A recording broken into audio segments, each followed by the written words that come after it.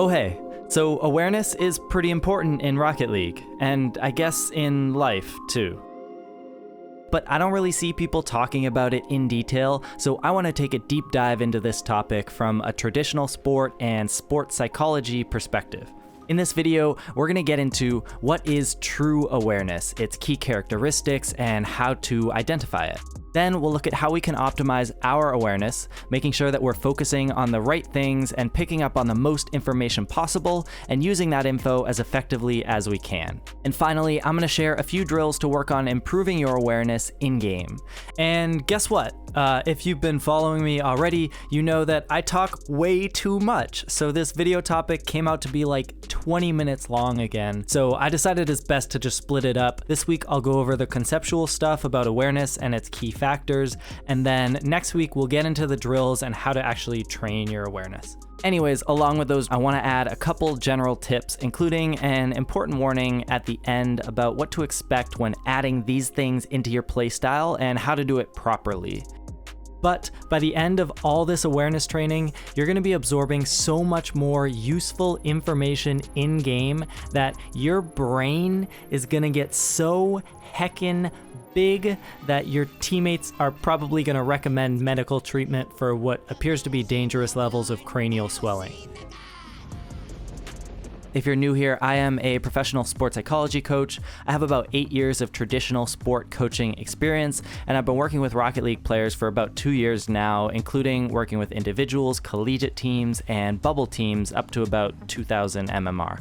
When I started this video, I set out to figure out what was the most important general core skill in Rocket League aside from mechanics. What separates good players from bad players, the grand champs from the grand plats, the Justins from the Justins. And initially, after a lot of thought, I'd actually settled on it being speed of play, and so this video was going to be on that topic. And as much as I think that topic is super important and definitely deserves a video addressing it, after some awesome discussion with some of the members of my Discord, we decided that awareness is actually a little more of a core skill, where it can be argued that all gameplay skills, aside from general mechanics, including speed of play, are centered around your awareness in-game. In order to have speed of play and make the best decisions possible quickly, you need to be aware of as much information on the field as possible. If you can be more aware than your opponents and have more information than them, you'll be able to outplay them and drop a few of these bad boys. So what really even is awareness?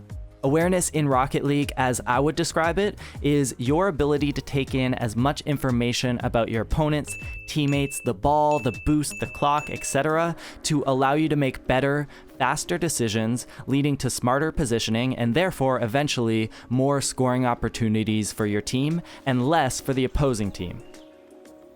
Now, with that said, there's some important key characteristics about true effective awareness that you need to keep in mind. The first one is broad awareness. Good awareness is not just knowing where the ball is and where it's going. That, my friend, is tunneling and is really what we're trying to avoid when we're looking at optimal awareness here. In many cases, that means actually not looking at the ball, as there's much more information you can learn from your opponents' and teammates' movements than you can from the ball's movements. But here's an example. In this situation, should I A, look at where the ball is moving, or B, which stands for big brain, understand that the ball is going to travel in a parabolic trajectory like every other dang time it's in the air until acted upon by an outside force. So I should be looking for those outside forces, not watching the ball do the same thing that it does all the time. We'll get into how to apply this broad awareness more when we get into the drills, particularly the last drill. Another key factor of awareness is empathy. Being able to put yourself into another player's shoes, both your opponents and your teammates, will allow you to become more aware of their actions since you'll understand the factors that go into their decision making. What can they see from where they are, and what tendencies do they have when put into certain scenarios? Of course, it's harder to understand tendencies with players you've never played with or against, but a lot of times, once you've gotten good at maintaining a broad awareness in-game, you can pick up on these types of tendencies relatively quickly. It's important to also know what players at your level are capable of. This is ever changing as your rank changes, but the best, most general way to approach this type of empathy is just to think about what shots you're comfortable with and what you aren't. And those comfort levels will tend to apply to the people in your rank as well. For example, if you're in silver and you're not really comfortable with aerials yet, you can assume that your teammates and your opponents feel the same way, so a ball high up in the air is much less of a threat than it would be at a higher rank where players are more comfortable with aerialing. The same could be said for wall shots or air dribbles, flip resets, or whatever. Also, real quick, I just wanted to say thanks for the support on my channel, especially from people like my man's Eric over here. The channel's been growing a lot lately, even though I haven't really been posting, but I'm back on schedule. You guys in the comments are so awesome as well. I figure it's the least I can do that if you comment something really nice or funny or give me a good old roast that I like, I might shout out your comment like Eric's in the next video, and then you can tell your parents that FlowStateGG featured you in one of his videos, and then maybe they'll finally be proud of you.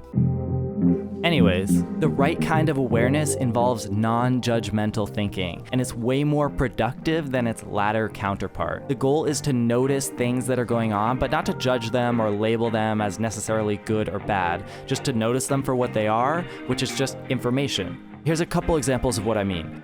If you were to watch Musty or Squishy or any high-level player on YouTube explaining their gameplay while they're playing, you'll notice that most of the time they're quite monotone. They're not getting super hyped up about good shots, and they're not getting really upset about bad shots or bad teammates. Feels backflip. He doesn't miss this, so we're fine. 2v1. You have to totally change your mindset when it's 2v1, so gotta get back into the mindset. We can still get the win. We're gonna be good. Left my teammate in quite the awkward spot there, but teammate is defending from the wrong side. He's defending from the middle when he should be on the near post. This is an optimal level of awareness that is one of the indicators of flow state, or being in the zone.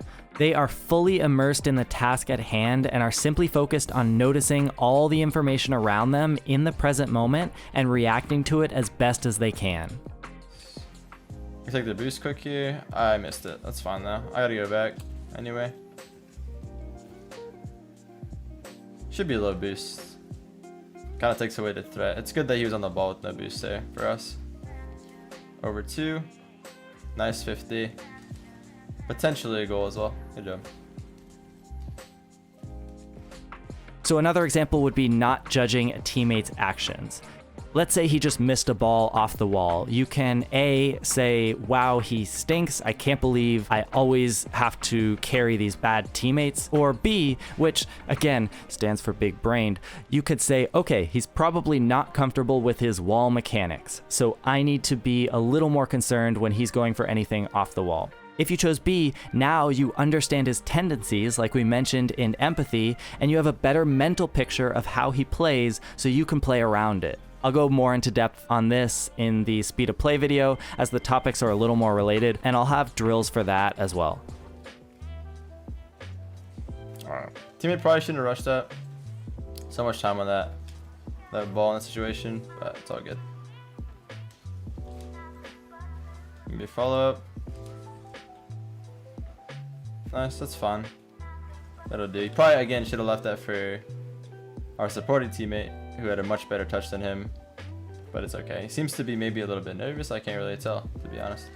Just making a couple of bad choices here and there, but it's all good. I'm really excited to get this video out to you guys, and even more excited about the drill portion of this topic. That video's almost done and will be released next week, I swear it on my life. Also super excited to get into some of the literally dozens of other Rocket League improvement and sport psychology topics that I already have cooked up for this channel. Speed of play from a completely different perspective is very likely coming up next. Make sure to drop a like and say something nice and hit subscribe if you haven't. This stuff really helps keep me feeling good and motivated to make more content, because I base my self-worth entirely off of likes and comments on my videos. These videos take a ton of work, but I'm working on becoming more consistent with the uploads. Just like everything in life, it's a grind, but it's worth it.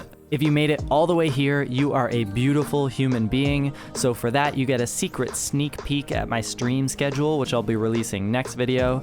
Thanks for watching. Now go practice.